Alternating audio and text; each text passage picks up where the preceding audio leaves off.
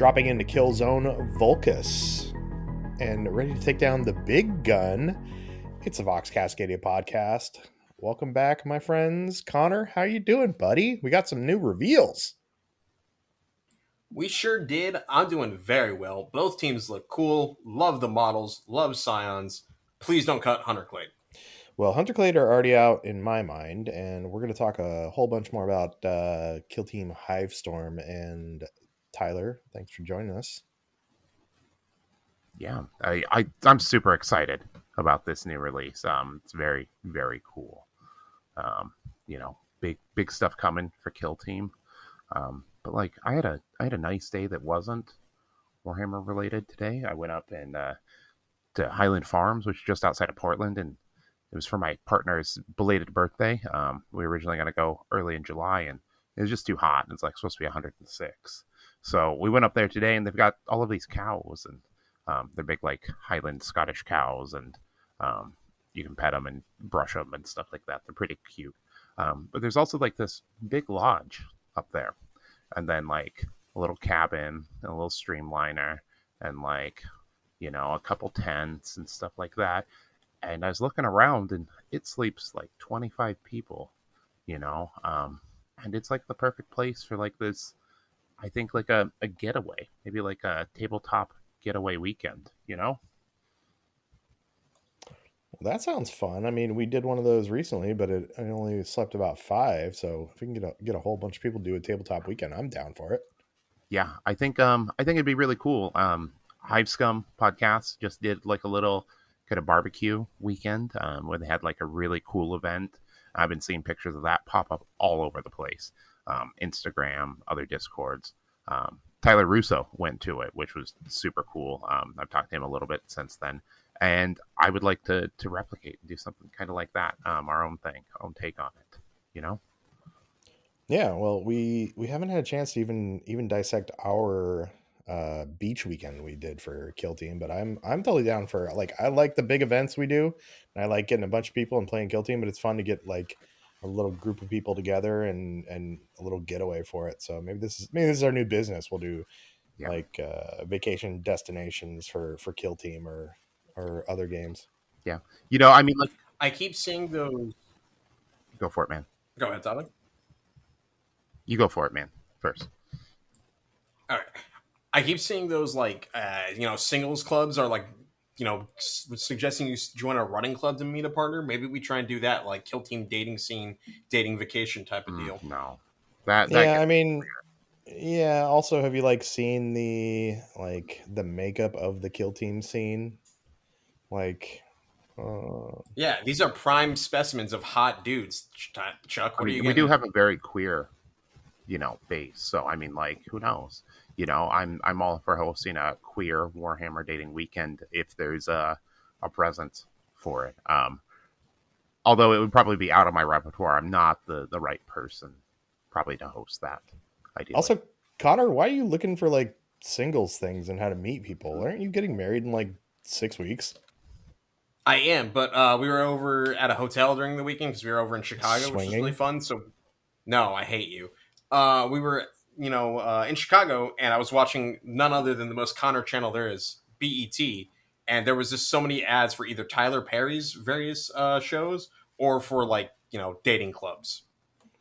I mean, is that like an algorithm thing where you watch it on your phone, or is it just on the TV? Because when those ads on the hotel TV. When those ads pop up on your phone, it's because you're searching for that stuff. No, most of the ads I get are like diabetic ads. It's not very fun. It's just like a grim reminder. It doesn't sound fun. It does sound fun though. A new edition of Kill Team. Absolutely. So, if you're done shilling your like dating app there, Connor, that you want to create, I hate you so much. We'll talk about Kill Zone or Kill Team Hivestorm.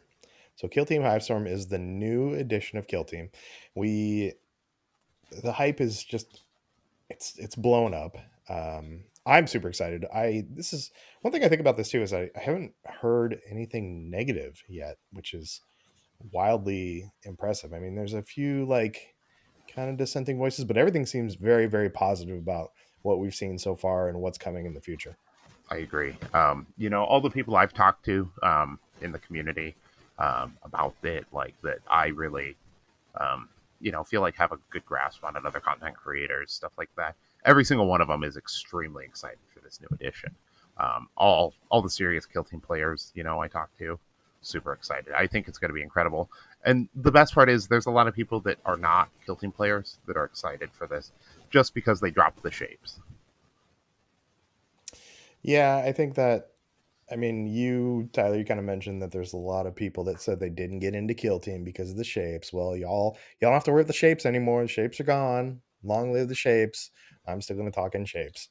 Yeah, I think I'm going to pick up talking in shapes just to be a hipster about it. Yeah, I was there. I was there before they had inches. Like, I'm like white circle away from this guy, and I'm in not engagement range anymore. I'm in control range. No, we're gonna use the OG language. It's gonna be circle, triangle, square, pentagon. Um, just all the classics. I'm only talking in that instead of inches from now on. You'll be like, oh yeah, no, we just get to gatekeep everyone. exactly. Be like, oh, what do you mean you don't? You haven't been playing long enough. This makes any sense. This is how the game is originally played. Back in my day, it was red pentagon. It wasn't 6 inches. Yeah. Yeah. We're Kill Team purists, man. You got to get it right. And then you're gonna have the guy that's gonna be like, back in my day, we could list build. I took 14 plasmas on my team. Yep. Back in Kill Team 2018, I could take 5 Terminators, and I stomped everyone. It wasn't fun for anyone. And then there's gonna be the other guy that's like, well, in my day, it was called Shadow Ops. There's just or what was it? What was it like? Sixth edition? Shadow War Armageddon. Shadow War Armageddon. Yeah, there you go. I actually have that book. I never played it, but I did get that book because I buy a lot of stuff that I don't use, unfortunately. So in one of my various like ins and outs of Warhammer throughout my life, that's actually got a couple games of that in, and it was pretty fun. It got me like that taste for skirmish, and Big Hammer was never the same after that. And then once they came out with like the official Kill Team, I was all in on it. I was like, this is the shit right here. This is what I've been looking for. What is the Shadow War Armageddon? Because when you guys say Armageddon, I just know that's like 1,000,000 points versus 1,000,000 points. So Shadow War Armageddon was like the box that came before Kill Team. It was kind of based off the confrontation rules, which is like what Necromunda was, but like ported up to 40k scale. And it was alternating activations, kind of on like a weird shaped board. Like really the very predecessor of Kill Team. I still have the book. We can bust that out. See how it plays. It'd be fun. It'd be fun to bust that out sometime. So I do like the fact that you're like, it'd be fun to bust it out. And when Connor brought up us playing like Kill Team 2018, you're like, no, fuck that. That's dumb. I mean, Kill Team 2018 was real rough. Shadow War Armageddon's like old enough to be weird, All right, let's get to the future, though. Let's stop talking about the past. Let's talk about Kill Team Hivestorm. So we had a big announcement. There was some leaks, and all the leaks previous to this were apparently right. There was actually some leaked models. They dropped a trailer on Friday, and we all got up at like 8 a.m. Pacific time to watch the actual reveal on Saturday. So we have 2 new teams. We have the Tempested Sequilans and the Vespid Stingwings, as well as a new kill zone called Killzone Volcus.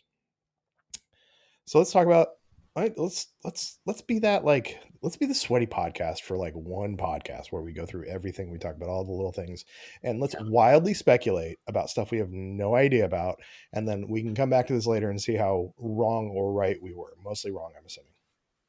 Wait, are we not supposed to talk about the fact GW is partnered with us and we actually know the next 4 years confirmed 100%? Well, Tyler's the one with the NDA. I don't have an NDA, so I do not have an NDA anymore. That's what somebody with an NDA would say. I mean, come on, buddy, you can't fool us. I think I would not acknowledge it. Is what I'd just be silent here. So I'm not breaking any rules, you guys. Don't come after me, GW. Please, I mean, come out for his shirts, but not really yet. Like the kill team stuff. I don't think any of my designs have crossed that line quite yet. Like I'll get closer, and then I would like them to sue me, but I'd like to like gracefully like burn some shirts or something like that. Be like and make a big deal about it, for internet points. Yeah, I mean, that's what we need. We need GW to sue us so we can then have the Kickstarter or the GoFundMe so we can make the money so then we can just all retire off that. Or we just launch a legally distinct GW game and then be surprised when it doesn't work out. All right, so like I said, sweaty podcast, Tempestus Equilons. So comes with 11 miniatures, including the sentry turret. We've got a leader with a power sword and so far like a las pistol. We've got a gunfighter, 2 pistols, and can shoot an engagement, sounds like. We've got a couple gunners. We saw Melta Plasma, and then we maybe get a grenade launcher. Let's talk about those guys a little bit. So the Melta and Plasma have Melta Plasma carbines, so they're not Melta Plasma rifles. What do you guys think that means for how they're going to play? I think that they're probably just labeled as carbines to like differentiate them visually from it. I bet that they will just be plasmas in general. I don't think that we'll see any difference in that. You don't think maybe like shorter range or anything? I mean, no. I think, because like carbine's still a rifle. Still should be effective in the ranges within Kill Team, generally. Just usually like a little like less powerful. But I don't see that coming over necessarily. So you think like standard like plasma, like probably this team's going to be probably hitting on 4s, 5, 6, AP2 if you go hot. Yeah, that's probably what I guess. And I guess that Melta will probably be the same. I think it's unlikely that they'd shake that up too much, We also saw marksman, so sniper profile. Do you think this will have a heavy rule? So he'll have to drop in and just stand there? I don't think necessarily. I think if anything, they might be introducing some new keywords relating to movement. It's a little bit jumping forward, but we know the Vespids are going to have something like that.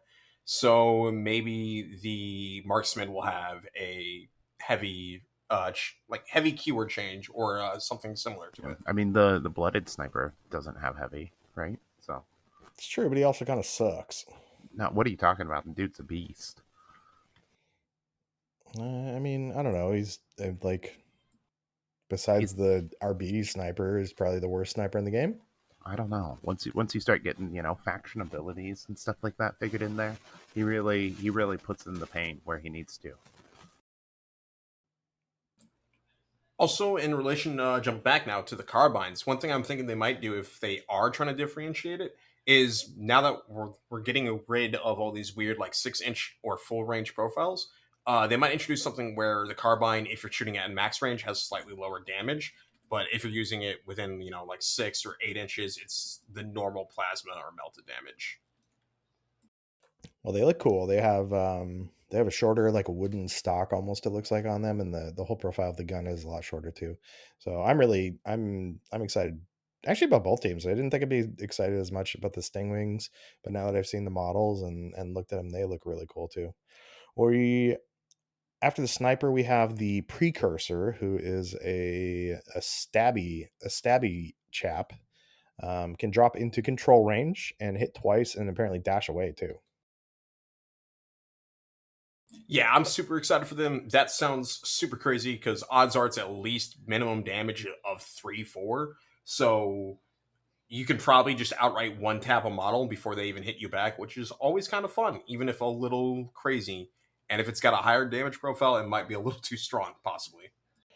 We also saw that they have a grenadier, which has apparently all the grenades, including smoke and stun, and a melt a bomb. Let's wildly speculate about how broken this is going to be. He looks dope, by the way. His special helmet, super cool. He has like 7 grenades strapped to him and a melt a bomb in his hand too.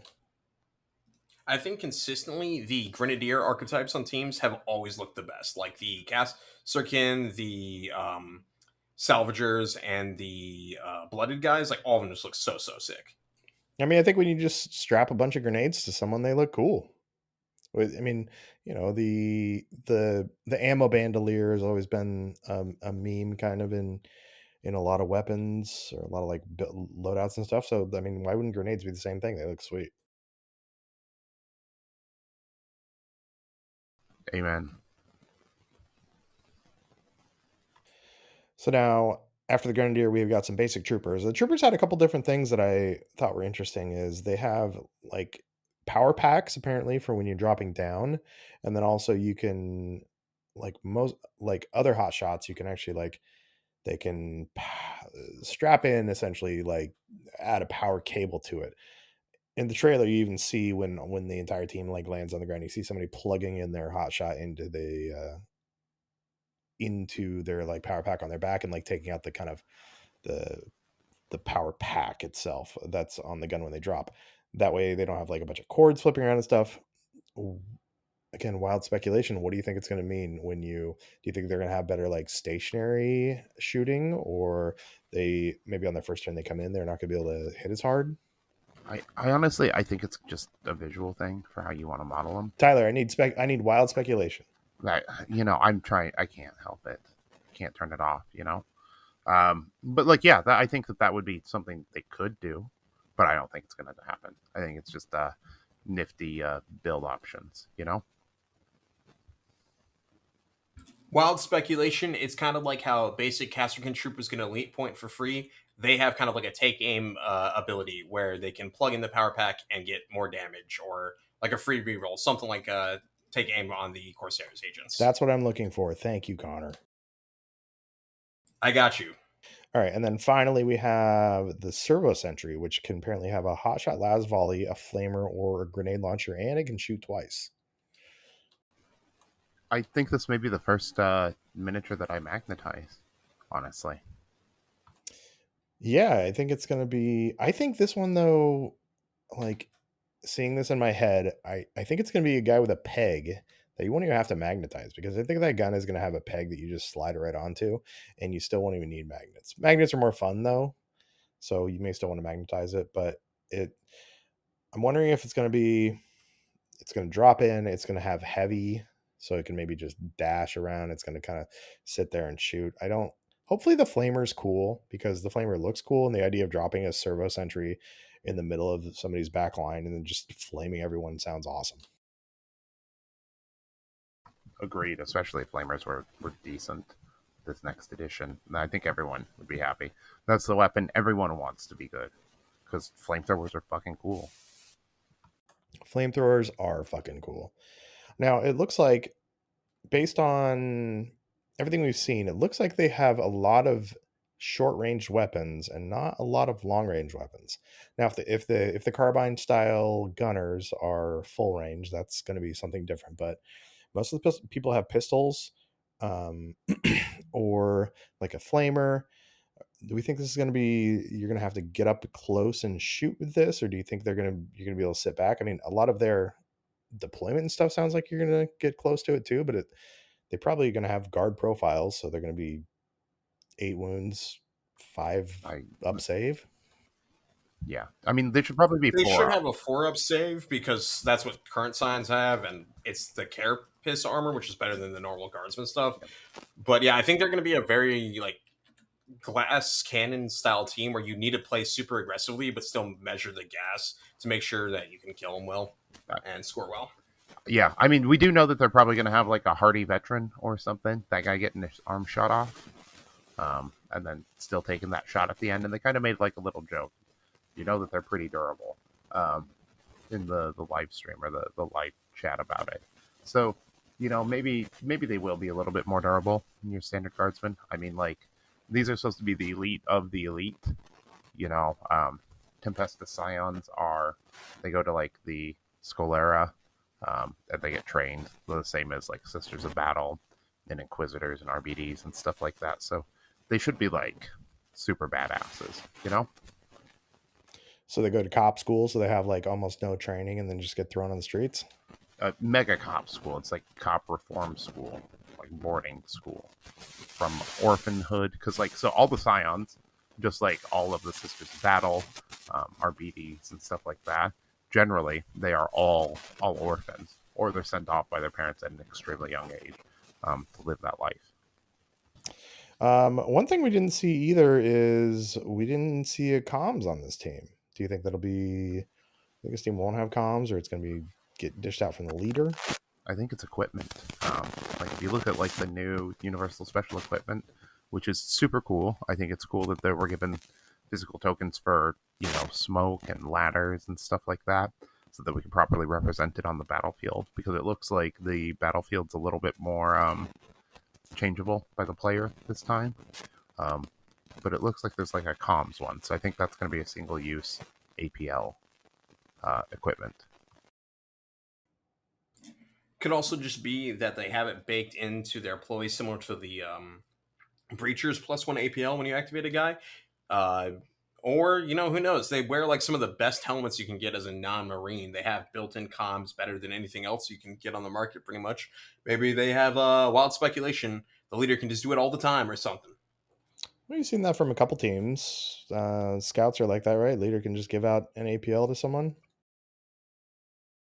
Yeah, scouts, commandos have stuff like that, so it's not like it would be unheard of market. Or maybe they're blitzing comms as an entire concept this edition. Maybe they'd have to wipe that from all the teams that have comms, though. Especially if the only way to guide comms is the equipment piece. What do you guys like? We'll talk about the equipment pieces stuff a little bit more later, and then one thing they can do is apparently they can deploy 1/3 of their team on the table and the rest from above with drop markers. And then the drop markers can move closer and zero in where they drop. And apparently there's also a drop hot ploy, which to me makes it sound like they're going to be able to drop in and shoot the same turn. Yeah, it sounds pretty nasty. I think there was a little bit of confusion in the live stream because at first they said 2/3 of the team has to be deployed and 1/3 can be in the sky. And then they swapped it around a little bit after that. So 2/3 of the team up in the sky seems crazy to me.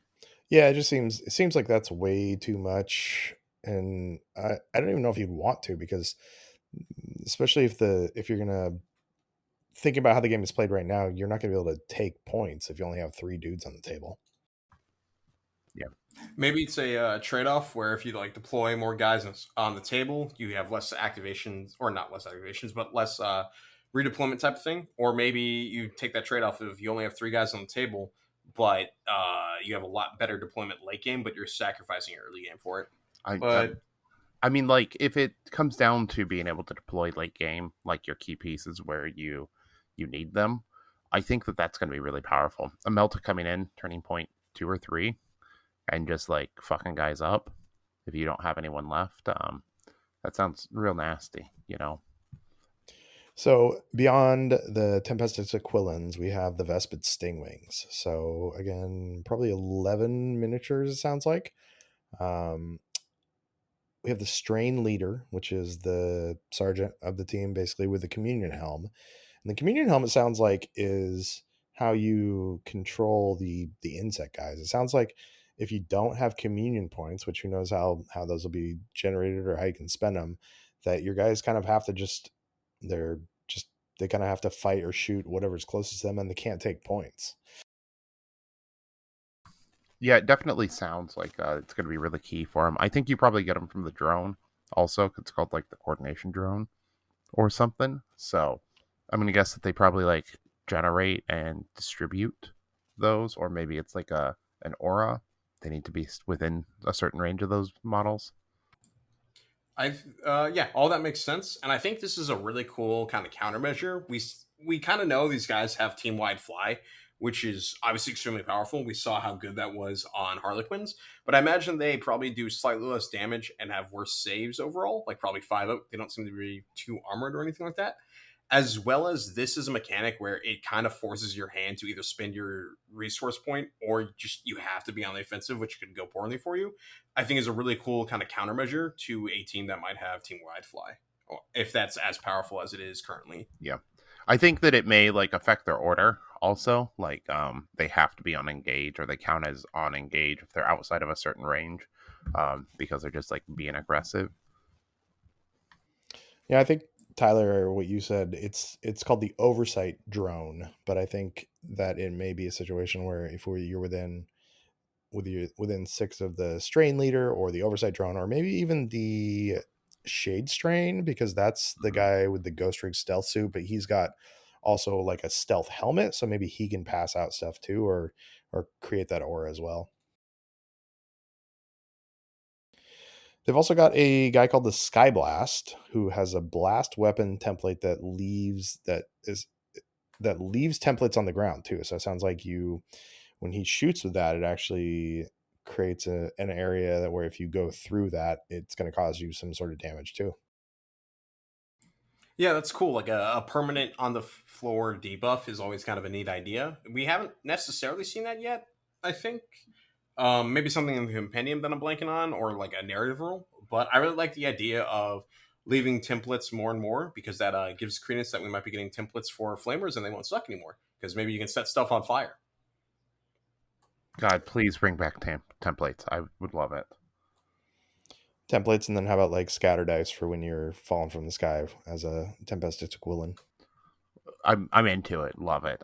That'd be so cool if they made them scatter a little bit. There's also the Long Sting, which is a guy with a rail rifle. So that's going to be your sniper guy, it sounds like. We got the Swarm Guard, which is a flamer, but also it sounds like you can burn everything in a line as you fly over people. So you're going to be able to just drop flame on people too. Maybe this is the flamer revival that we're asking for. Imagine if you're, what is it? Is it the Brigadus? What's the flamer guy on the Sisters? Oh my god, yeah. Running past people, lighting them on fire. Woo! Yeah. Give me that. Yeah, why can't she do that? And then we talked a little bit about the Shade Strain, which is the Stingwing, the Vespid that's got the ghost rig stealth suit. So sounds like you can't be targeted unless you're within 6 inches of this person. And they also have a neutron grenade if they get within 6 too, which I'm guessing is going to be kind of a neutron. Neutron sounds like a little bit of damage, but more maybe like a stun ability to it. They've also got a couple warriors and the oversight drone, which we think maybe pass communion points. So one thing they talked about too was that the ability with these guys to, it sounds like their weapons are better when they move, because when they beat their wings, it engages the crystals or something. What do you guys think that'll be about? I think they're going to be more accurate when they move and less accurate when they don't move. Or maybe it hits harder. They may get like P1 if they move, because I think that their guns are like pretty powerful in 40k from what I remember. Yeah, in 40k, they're strength 5, which is a strength higher than a bolt gun, and then AP2 damage shield, which is a pretty hefty profile. So it's possible they have something that's like a 4 or 5 damage profile that can either, like you said, get P1 or like better accuracy if they move, which would be kind of neat. Because I imagine looking at them, they're probably a 5-up save. So very glass cannony, Yep. Mobile team seems to fit the idea. Yeah, I definitely think they're going to be glass cannons. I think they even kind of hinted at that, or even outright said it.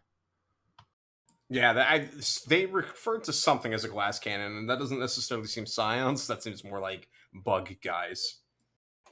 So of these two teams, which are y'all more excited about? Whether it be the models or the little bit we know about how they're going to play? Personally, I'm more into the Scions. Both look really cool, which is nice, because I wasn't too sure about Kroot, because they're, or not Kroot, excuse me, Vespids, because their old models aren't really that great looking. They just, 20 years old, and they don't look that cool. So seeing the revamp for them was really exciting. But Scions just have a place in my heart. I love that very, like, Baroque style of armor, and the update from their previous kits to the new one has only improved them. And I'm just hoping they still hit on 3 so I can have another, 3 ballistic steel team to play. They're not going to. Don't say that. They're Scions. They should hit on 3s. But, especially if they're only 10 bucks. But they won't. Yeah. I'm pretty excited for the Stingwings. I think it's going to be really fun to paint their carpets, just like their bug chitons and stuff like that. Yeah, I think they're going to be sweet. Excited to paint their wings, try to give them like some kind of cool effect on that. The Scions look super cool also. The old Scion kit is fun. It was feeling a little bit old, at the Ashes of Faith point. So it's cool to see that get updated. Speaking of Ashes of Faith, I wonder if Inquisition is going to get access to these new Scions. Ooh, I hadn't even thought of that. That's a cool idea if they can like now get jump troop Scions or something. Especially if they're gonna need it for all the new terrain that's like multi-story. Tyler, you said though you're excited to paint their wings and stuff, and they're obviously bugs, and we've already had people talking about they're gonna paint them like wasps or like fire ants or stuff. Someone even said ladybugs, which will be really cute to see. Do you have any bugs in mind for your inspiration so far, or will it come to you later on? It'll probably come to me later on. So some of my favorite models from another game are the old Infinity, like X Raya models, which are like bugs. They're like weird, creepy bugs. And I have a bunch of them that I've been waiting to paint up. And one of them in particular, the Cascuda, he has like this super cool, like modeled shell and stuff like that. I think it's one of my favorite models of all time. I'll probably paint him up with the Vespids because I have one sitting around. But like I think I'm going to do something like that. It's kind of like almost looks like a big crab almost with some like iridescent wings. I think the Vespids are going to paint up really quick. I almost see them like Marines, where if I can get a good like airbrush armor on them, I think the rest of the details I'm going to be able to pick those out really quick. But I think I'm more excited about the Aquilans though. I think they're going to take a lot longer to paint, but I think those are going to be more fun to play. Did you watch the Warhammer video on painting the Vespids today? You know what? I started it a little bit and I didn't get a chance to finish it, but I just kind of looked to see what colors they use because I was thinking about I knew they were going to use a contrast, and contrast goes through the airbrush super good. But I think it's gonna be able to you're gonna be able to do just like an undershade, white zenithal, and a contrast over the top, and they're gonna paint up really quick. Yeah, they kind of remind me of like Croup, just where you pick a fun contrast color, slap it on over some light color priming, and they'll come out really well. Like you said, I imagine they'll paint up quick, but they're exciting because you can probably do them in great detail to try and like replicate real life bugs. Yeah, absolutely. The paint up on Warhammer Community was like really fast. I don't generally watch their painting stuff, but it was like, it's for the new models. Like it took them a year to get the Beastmen out, and now all of a sudden we're getting stuff for things that aren't even released. So I thought that was neat. But like it seems like they painted incredibly fast. So besides the teams, we have just a whole new edition coming out. We've got a new kill zone, and we've got some changes to the game. We've had some brief highlights of changes to the game. So some new naming of stuff. Well, like engagement range is called now control range. Looks like the scouting step is changing pretty drastically too, and that's something that I've heard a lot of people have requests for the new edition of Kill Team, and a lot of those requests had to do with initiative and making initiative different throughout the game. But I don't think I've ever heard anybody really say like they wanted a different scouting step. But now in the scouting step, we have instead of recon, fortify, and whatever the other one is, infiltrate. We have ploy, which gives you a free strategic play. It looks like we have equip, which gives you more equipment, and then we have reposition, which sounds like it's a dash. What do you guys think about the changes to the scouting phase? I'm not really sure. The free ploy will always be useful, but that being added in makes me wonder if we're gonna start with less command points overall. Because otherwise, if you start with a free ploy and then you're still starting at 4 command points, that is incredibly good, and you're gonna leave a lot more CP for other stuff. The extra equipment is exciting because we've seen now universal equipment. So I'm curious about how much points that gives you or what exactly it can be used on, because that can open up some really neat possibilities for teams that are limited on the equipment but have great options. And then the recon one, like, free dashes are always good, but we've seen it before, so it's not too exciting at least. You think we're gonna see new universal ploys in addition, like more stuff than CP reroll? Maybe it'll be like, order changes or things like that. Ooh, that could be pretty cool too. We were talking about it earlier in the Discord, but we know there's like the kill tracker thing, and that's got me curious about how they're going to implement that with like secondaries and stuff, and whether or not they're going to do a 40k system. Where in 40k right now, the current thing you can do is either you pick two tac ops, and they're your tac ops essentially, or they're your secondaries the entire game. And while they're more consistent and likely to score because you can pick them from the start, you can't end up with a ton of points from them. Versus the other option is where you just draw two from the deck randomly each turn, and they're worth more points. But the problem being you don't really get to determine what they are, so you can have really unlucky draws at times. So I'm curious about like maybe if new secondaries or something like that, maybe extra command points can be used to redraw, which is one of the options in 40k. I hope we're not doing drawing of secondaries. I like I never really liked that at the start of the edition where you had to draw your couple. I like the fact that you could, once the crit ops came out, you just pick the ones you want. So I hope they don't do a draw system like that. The kill ops is pretty interesting though, and I think it's going to help out a lot of teams that, especially elite teams, that kind of struggled with playing the objective. And the rumor is that loot is gone. So we may have, sounds like capture and secure maybe around, but maybe loot's gone. Yeah, if it's only 3 objectives, I think loot would be pretty difficult to play. That's the thing too, is that on the markers that they showed us, the punch outs that they have with the engage and conceal and all the other tokens, it's only numbered 1 through 3. And do you guys think that they're going to drop down to just 3 objectives and have then kill ops be the other one, and then some weird secondaries? I think so. I think that'd be a really positive change for the game overall.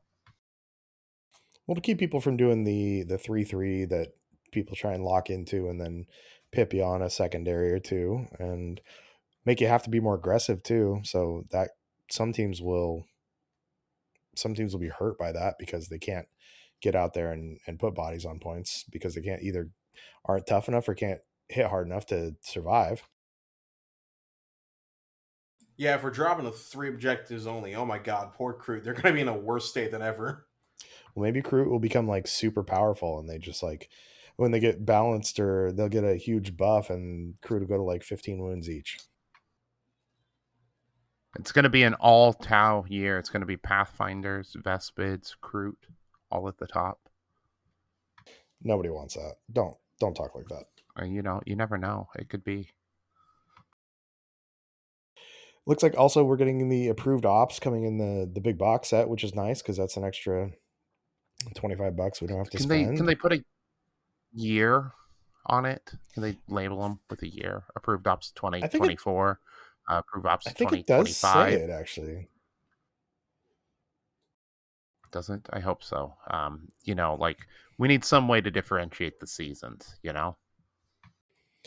Yeah, of all the changes they've made, that's the one I have a complaint with. Please, there's so many other words they could have used, but they stuck with approved ops for some reason. Well, it does say approved ops card pack 2024 in big bold letters on the front of the pack, so you guys are good there. Okay, good. But good. reading is hard, Chuck.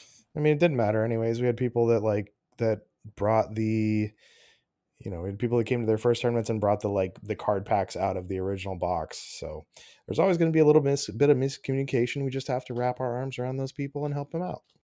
Absolutely. It's going to be a great addition to welcome a lot of new people.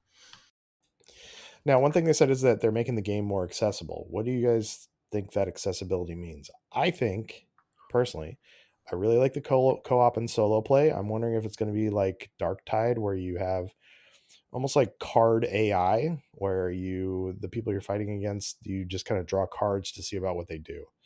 This is going to be good for Tyler too, I think, because Tyler can actually teach people without having to crush them into the ground. I mean, I'm looking forward to it. I can give them the rules and say, go play by yourself, you nerd. No, I would never do that. I would graciously walk someone through a co-op game, which sounds like a lot of fun, honestly. I think it's a great introduction to people, or for people to kind of get the game and understand how it's going to work and stuff like that.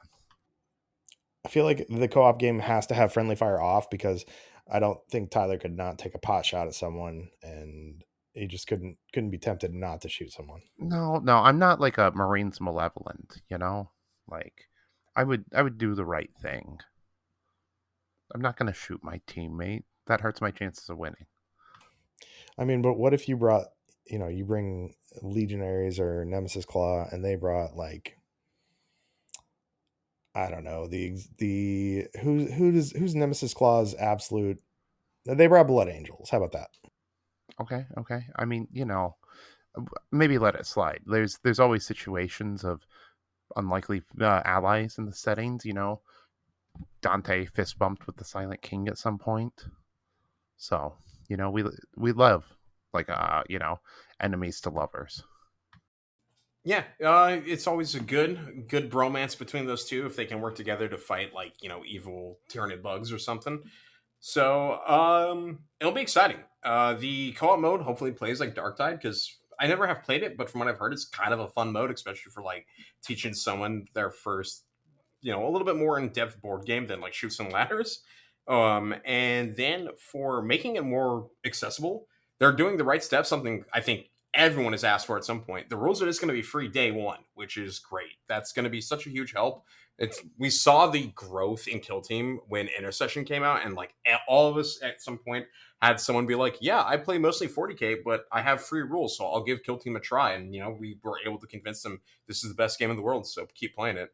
So hopefully that gives us another huge bump in players, which will be sick, as well as just a good way to make sure everyone has the updated rules for free, rather than having to go buy another book that might be pointless in a single data patch or something. Yeah, I like that they said that they were going to continue to support solo and co-op also in the future with additional missions and White Dwarf for downloads. So that's really cool. Also, here's a thought I just had though. What if that's how we get Death Watch? Like we get bespoke Death Watch team through the co-op rules, and that's where they are at. You think that's the co-op team you play as? Could be. It could be. Maybe. Back to the free rules though. Do you think so? When 10th edition came out, you could buy cards, and I think actually people. I know Tyler, you don't like the cards. You want people to learn all the rules. I like the cards, and I think they're good for people. But I know, and I've talked to people recently who played teams previous to season 3 that didn't have cards out that really wanted cards. Do you think though that the rules are going to stay free as forever? Because what happened with the 10th edition of Warhammer 40k was the rules were free and all the data sheets were free until the new codexes came out, and then at that point they locked them behind the paywall again. I mean, I think that from my understanding, is that they're putting all of the rules for all of the teams available for free online. That's what they said. I follow one of the designers on Instagram, and like I made a post asking like what's everyone most excited about, and they responded saying free rules. So to me, it sounds like real free rules. I think free rules are great. We know that Games Workshop is not a game company. They're a model company that puts out rules for playing with those models. So they might as well. I mean, the monetization comes, I'm sure they make a good chunk of money off selling books, but they make all their money from the plastic toys we play with. Also, on the bright side, when they first announced that all the cards are going to be indexed for 10th edition, they did mention that they would be free only for the index, so something along that lines, which sucks because, when the codex came out, people lost the access to those rules, which is definitely a bummer. But they gave you a slight heads up on that. That's on you if you didn't understand that. And so far, they haven't said anything like that, from what I understand, for Kill Team. So hopefully that means they stay up to date constantly. And bright side, if the team's getting rules, they're probably not getting a ton, or like if the team's already out, right, they're not going to get like a codex change like happens in 40k. The team's rules are likely to stay pretty static. So all you'll really need to do is just go into Photoshop or like MS Paint and just copy and paste the balance data stuff onto those cards, and they'll stay relevant pretty simply. Yeah, I mean, like with the Adobe Reader these days, like or Acrobat, it's pretty easy to just like edit the text.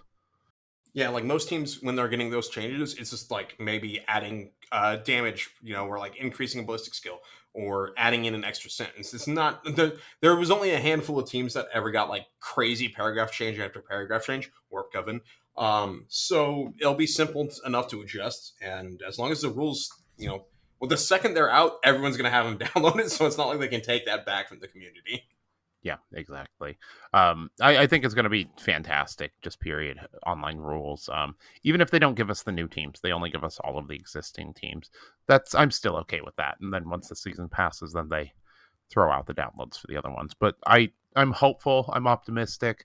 I try to be positive, believe that they're going to do the right thing. I think there's a lot of passionate people behind Kill Team.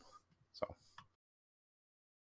What do you guys think about the new terrain? From what I've heard, it's not exactly new terrain. It's older terrain that's being repurposed, but I've never seen it before. Yeah, I called it, is what I want to say. The bottom two images, when you're looking at the like four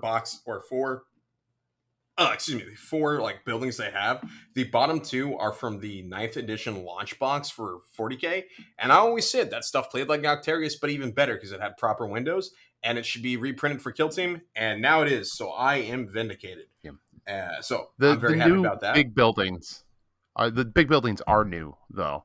We haven't had those. They're slightly different than anything we've seen before, but very close to some of it.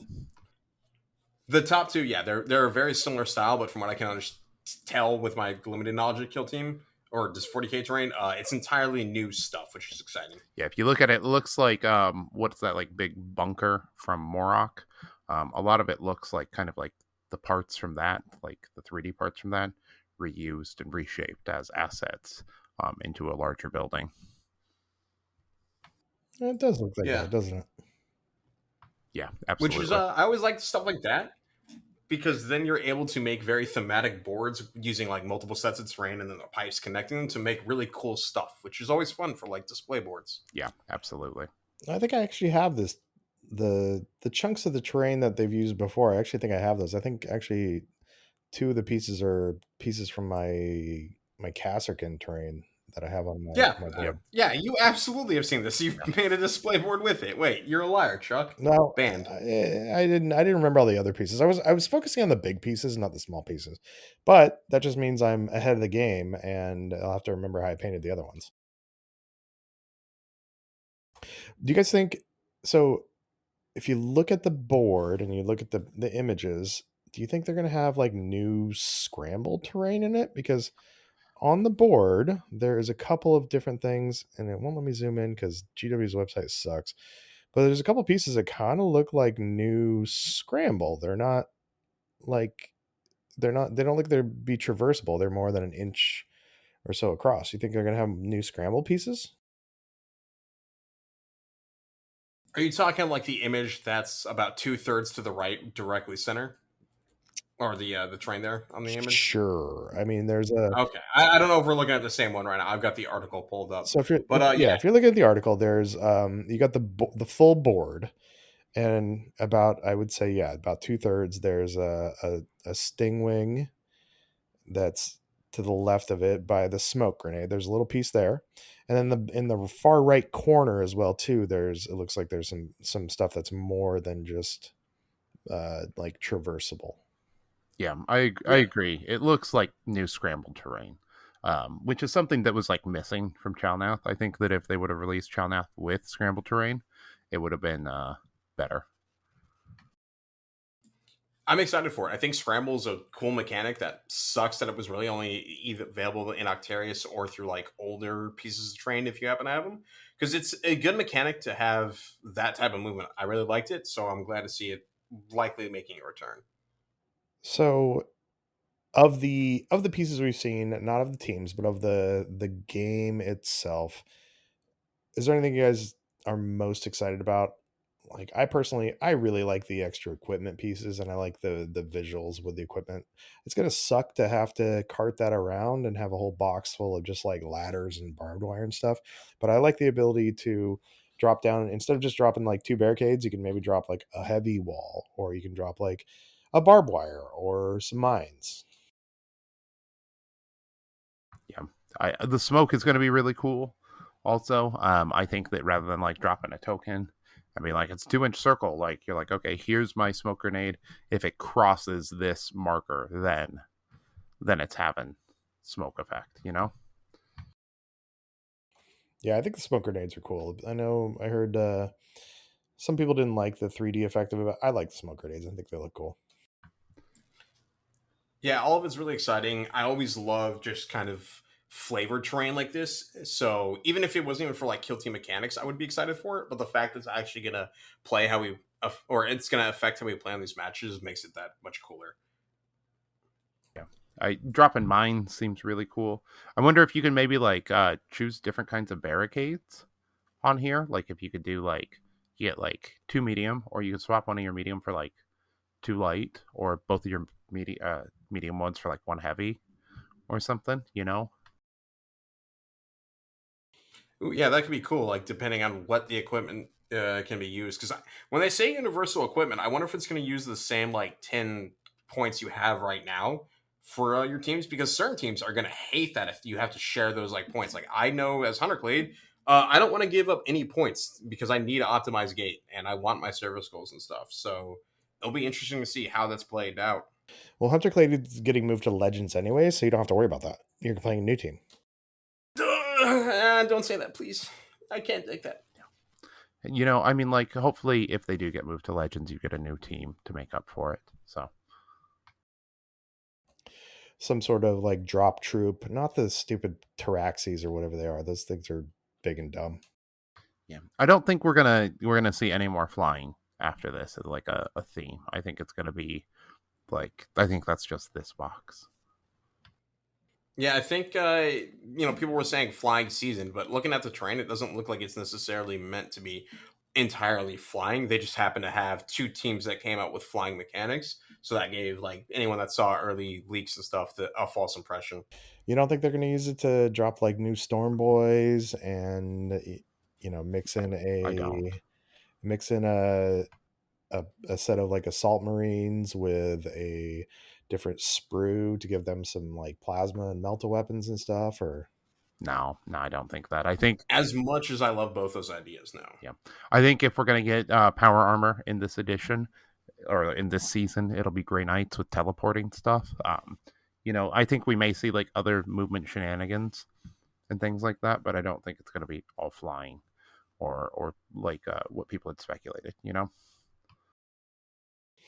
Well, gentlemen, this is just the beginning of Hivestorm. We are going to talk about this ad nauseum, and it comes out pretty soon. It's going to be pre-ordering in September, and it releases in October. And so, if they do the standard 2-week release, it's going to drop either on Killscream or the week after Killscream.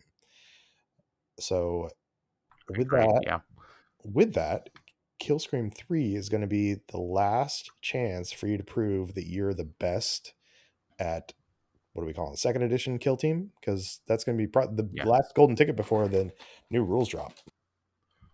Absolutely, we're gonna send it out with a big party. It's gonna be a wake. The king is dead, long live the king kind of situation at Killscream. Can we have like funeral cupcakes with the shapes on them? Because I'll miss those stupid little guys. That is a fantastic idea. That's incredible. I think that the best idea you've ever had, actually. That's Well, you're in charge of coordinating that, Connor. Okay. Maybe we can get little gummies like shaped in them on top of it. I'll have to figure out how to like do this now because I really like this idea. You should do, actually, you should put Mechanicus cogs on there too, because it's going to be the last time you can play. Nope, that's not going to happen. Nope, that's not going to happen, Chuck. If it is, you're gonna have to like drag me out of like back into the podcast and tell me to stop sobbing because I'm gonna be despondent. So here's in my sick, twisted world, what I want to happen is I want Connor to win Killscream 3, and I want 3rd edition to drop and him to go to Worlds and AdMech not to be there. I'm gonna have to really quickly paint those scions then. That would be such a cruel twist of fate. Maybe it would make you paint up something other than your little robots, or maybe Kit Bash a cool team, with robots. But really, they're going away. Hunterclade's they're getting the axe. If any team, it's specifically Compendium and Hunterclade. And they don't even bring back Forge World Compendium, the No. worst Compendium team. They're axing all of the Compendium and Hunterclade. They're leaving Warp Coven despite the mess it is. They're not touching it. They're like, sorry guys, you guys get basically the same thing. And then they're gonna make you play Dark Mech. Like, Dark Mech could be cool. It'll really depend on how the models look for them, whether or not I like them or not. They'd be full of fleshy bits. Oh, I don't want fleshy bits. I want mechanical bits. With mechanical bits. Kind of like you. Fleshy with some mechanical bits. Connor, have you been digging into your 30K box? I know you. What do you think I've been clipping out this entire recording, Chuck? I'm glad you're not paying attention to what we're doing. What are we doing? Yep. I can multitask. Can you? Sometimes. Yeah. Well, gentlemen, thank you for joining. Again, we're gonna talk a whole bunch more about this, and like I mentioned, Killscream 3, October 4th, 5th, and 6th here in Portland, Oregon. Get your tickets as soon as you can. The more people that sign up for it, the more stuff we can do for it. Connor, go get your ticket, man. Connor. Yes, Chuck? Did you get your fucking ticket yet? No, not yet. I'm getting it this month, I promise. Yeah. So unfortunately, I have to pay rent and like electronic. Wait, hold on. Did you pay for the AdMech or did you steal that? I paid for that, but I had already paid for that before. Oh, okay. Before Killscream was announced? Killscream was because those tickets have been on sale for yeah. a long time. No, that's right. I didn't get them. Because we were there when it was announced, So. Yeah, that's true. Yeah. So. Well, I'm a dirty hypocrite. What can I say? No, sorry, guys. It happens. We understand you don't want to support your fellow podcasters in our endeavor to create a regional convention to celebrate all of you. No, we love you all. But do buy your tickets for the painting classes, for Killscream, for AOS, for Inquisitor, whatever you want to do. We are still same community organizers. We haven't suddenly won a lawsuit against Games Workshop and come into buku bucks. Not yet. Someday. It really is like what you guys put into it's what we can put out. We want this to be successful. It's really, really all for you, Damien. Damien? Who the hell? It's all for you, Damien. What? Who the fuck's Damien? Come on, you guys don't. You don't fucking. Chuck, you worked in a fucking Blockbuster. Out of everyone who, leave in the comments what movie that's from. I don't even know what movie that's from. You don't fucking Blockbuster for 14 years. Can you give me what decade it came out, Tyler? So I can maybe 70s, 80s, 70s, 80s. Yeah, classic. I mean, it's one of the. It's all for you, Damien. What movie character is named Damien? What's the most famous Damien in all of movies? There's some horror movie Damien. Was that some horror movie? Some horror. The Omen. I've never seen it. You've never seen The Omen? Oh. Yeah. There's this amazing. Okay, well, there's this amazing scene where the nurse. All right, don't spoil it. It just came out 40 years ago. Yeah, she gets up on the roof and she's like, "It's all for you, Damien." Kills herself at the birthday party. So if you ever hear me say fun. It's all for you, Damien, that's what I'm referencing. So please don't get on the roof of the Lloyd Center and kill yourself. That kind of put a damper. I mean, that would, we don't have any occult rituals planned yet this year for Killscream like we did last year. Somehow summoned in the eclipse, if you all remember that. So, this is powerful stuff. All right. So, CascadiaTabletop.com. Get your CRITCon tickets for Killscream, for PDX Rex's AOS tournament, for Inquisitor, for Dan Osborne and Useless Wizard painting classes. Yeah. We talked to Dan a couple episodes ago. Make sure you go back and listen to that one, and come play Kill Team. Come celebrate the end of the edition. Send it off in a fiery Viking funeral with the AdMech. You can also find me at Painting Cave Minis. I haven't done anything in a while. Connor, have you updated ours in a while? Yeah, I'm keeping Vox City up. I was uploading a bunch over the weekend. But yeah, follow that at Vox_Cascadia so you can hear anytime we'll have new Killscream 3 or Kill Team 3 edition. I'll be posting stuff either on the story and whatnot and doing little fun polls and the jazz like that. Yeah, and then follow me at Lowbrow Minis. And then also buy my shirts at dicethrower.bigcartel.com. I got that super cool Sisters of Battle one out there. I really haven't been plugging it as much as I should, but I'm going to have a test print done this week, so you guys are going to get really annoyed of me posting that all over the place and telling you guys how cool the fucking design looks when it's printed. So how long is that up for? I haven't ordered mine yet. Actually, it'll probably be... Shirt anyways. I do owe you a shirt, so I was going to talk to you about that. So we'll get that straightened out. But yeah, it should be up through the end of the month, and then you maybe extend a little bit after that. I just have to make sure that trying to get them out by Killscream. So nice. Well, gentlemen, thank you for joining us. I am super hyped for the new edition. Every little thing that they drip feed to me, I am so excited, and I just can't wait for the announcement that the robots are dead. I don't know if my internet cut out, but you said, and I probably am imagining you said something about like can't wait for HunterClade to get removed. No, your internet may have cut out, but the feeling was there and it came through.